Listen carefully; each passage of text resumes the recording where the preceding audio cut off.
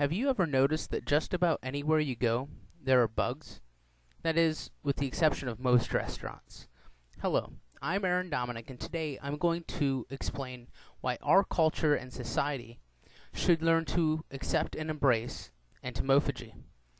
I will explain what entomophagy is, how entomophagy can be beneficial to you, our culture, and society, as well as explain how to help you learn to accept and embrace entomophagy as part of life. So what is entomophagy? The act of eating edible bugs is entomophagy. This has been practiced for millennia. Humans were scavengers before hunters, often mimicking that of animals, eating whatever may have been available, such as insects.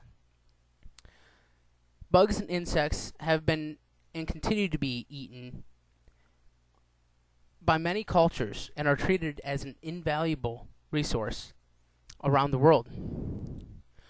Juliet Ramos Elordo, a researcher on entomophagy, supports this by noting that there are close to 3,100 ethnic groups in 130 countries consuming approximately 2,100 species of edible insects. Bugs and insects are eaten for subsistence and survival situations as a primary food source and are treated as delicacies in some parts of the world. Now that we know what entomophagy is, how can entomophagy be beneficial? There are many benefits coming from entomophagy. Professor Arnold van Heus, an entomologist at Wageningen University in the Netherlands, reported farming insects releases much less ammonia, 10 times less methane, and 300 times less nitrous oxide into our environment than that of livestock and poultry farming. In addition to this, Carrington, a writer for The Observer, notes that in addition to reducing gases emitted by livestock, insect farming also reduces agricultural demands, freeing up some of the 2/3 of the world's farmland which is currently being used to raise livestock. Other than environmental benefits, there are also some nutrition and health benefits that come from entomophagy. Insects are high in protein, vitamins, and minerals, but are low in fats and carbohydrates.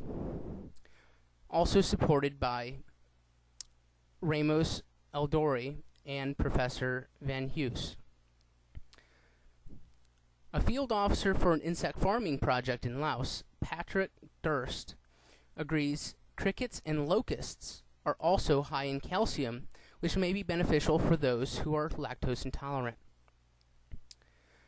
A much more entertaining note: chasing a meal of grasshoppers can also be great exercise. Now that's playing with your food. By knowing what entomophagy is, how it can be beneficial, now one can begin to accept and embrace entomophagy. Before one can embrace entomophagy, one must first accept that bugs and insects have been eaten for millennia, not only for subsistence and survival, but also as rare delicacies around the world, and will continue to be eaten by cultures and societies around the world as well. To help one to embrace entomophagy, there are many online sites available that sell ready-to-eat bugs and insects, which will help you to get over the ooh and ick factor.